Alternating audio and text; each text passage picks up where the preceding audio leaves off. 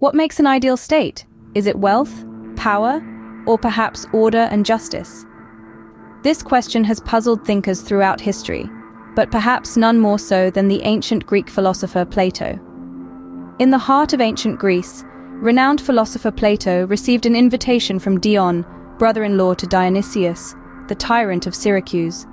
Dion, a fervent admirer of Plato's teachings, harbored a belief that Plato's wisdom could transform Dionysius into a just and wise ruler, ultimately leading to the betterment of Syracuse. Upon setting foot in Syracuse, Plato found himself in a challenging arena.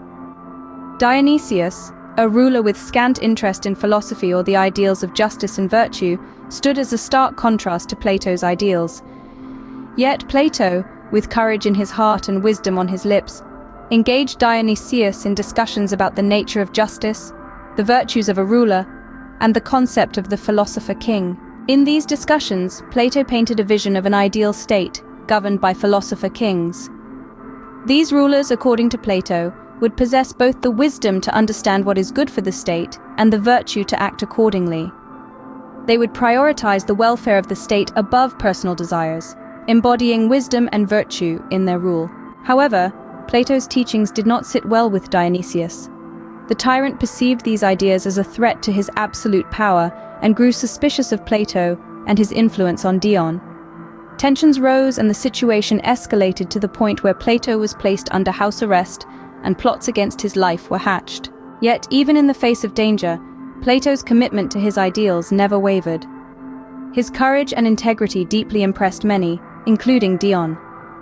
After Plato's departure from Syracuse, Dion would attempt to implement Plato's ideas, encountering resistance from Dionysius and the political complexities of the time.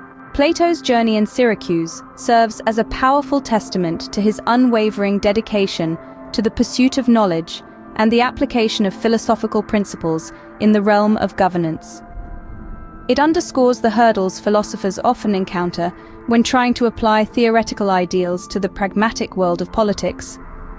This narrative not only illuminates Plato's philosophical ideals, but also showcases his bravery and integrity in the face of adversity. It weaves a timeless tale about the pursuit of justice and wisdom, a story that continues to resonate today, thousands of years later. Indeed, the question of what makes an ideal state remains as relevant today as it was in Plato's time. Perhaps in Plato's courage and dedication, we find not just a philosopher's vision of an ideal state, but also a call to each of us to strive for wisdom, justice, and virtue in our own lives and societies.